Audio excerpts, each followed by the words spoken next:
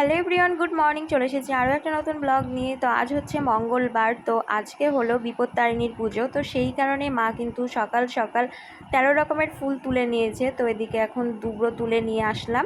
তো ফুলগুলো দেখতে না ভীষণ ভালো লাগছে, কারণ নানান রকমের কালারিং ফুল দেখে মনটা তো সকাল সকাল ভরে গিয়েছে। তো এই পুজোটা আমিও করে থাকি মায়ের সাথে সাথে। তো বিয়ের আগে থেকেই কিন্তু আমি পুজোটা ধরেছি, মানে মা আমাকে ধরিয়েছে, মাও তার বিয়ের আগে থেকে পুজোটা করে এসছে, তো তারপরে আমাকেও করিয়েছে।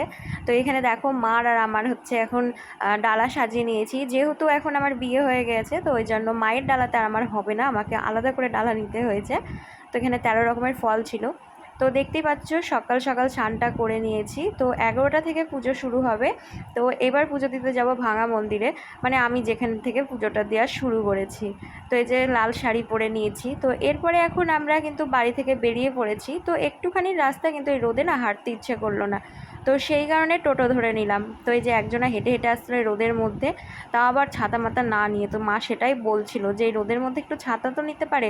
আর দেখতে পাচ্ছ আকাশটা কিন্তু রোদে একবারে ঝলঝল করছে, পুরো নীল আকাশ। আর এরকম নীল আকাশ দেখলে কিন্তু মনে হয় যে এই যে পুজো চলে আসছে, পুজো চলে আসছে। অবশ্য পুজো চলেই আসছে, পুজোর আর বেশি দিন নেই।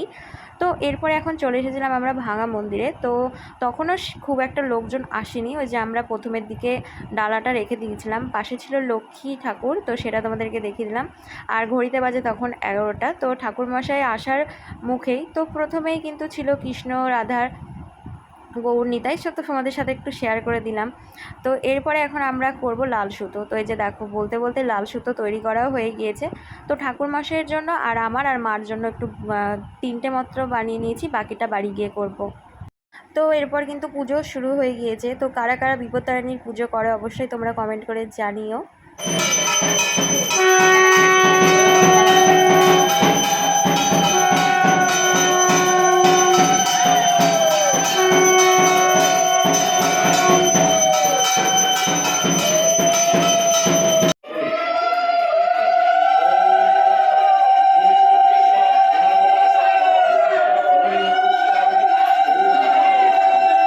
পুজো দেওয়া কমপ্লিট, একটু মা মনসাকে প্রণাম করে নিলাম। তো অনেকক্ষণ হলো বাড়ি এসেছি। তো যেহেতু সকাল থেকে উপোস আছি, তো সেই কারণে মাথাটা ভীষণ যন্ত্রণা করছিল, কারণ আমার সকাল হলেই কিন্তু গরম গরম চা লাগে। তো সেই চাটা আজকে খাওয়া হয়নি বলে মাথাটা যন্ত্রণা করছিল।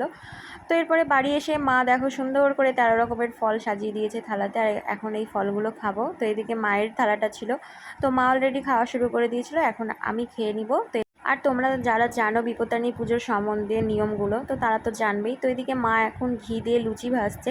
তো আজকে যেহেতু 13টা লুচি খেয়েই থাকতে হয় আর 13টা ফল। তো এরপরে দেখো 13টা লুচি নিয়ে নিয়েছি, তো সাথে নিয়ে নিয়েছি দই, মিষ্টি আর হচ্ছে আম। আর এই পুজোতে নুন খায় কি সেটা আমি জানি না, যেহেতু মাও খেত না, তো আমিও প্রথম থেকে শুরু করিনি। তো চলো এখন খাওয়া যাক। তো এখন হচ্ছে রাত্রিবেলা সারাদিন আর ভিডিও টিডিও করিনি, কারণ ভালো লাগছিল না, একটুও ভালো লাগছিল না। তো চলো আজকের মতো ভিডিওটা এই পর্যন্ত। কেমন লাগলো আজকের ব্লগটা? ভালো লাগলে লাইক, কমেন্ট, শেয়ার আর সাবস্ক্রাইব করে দিও। টাটা।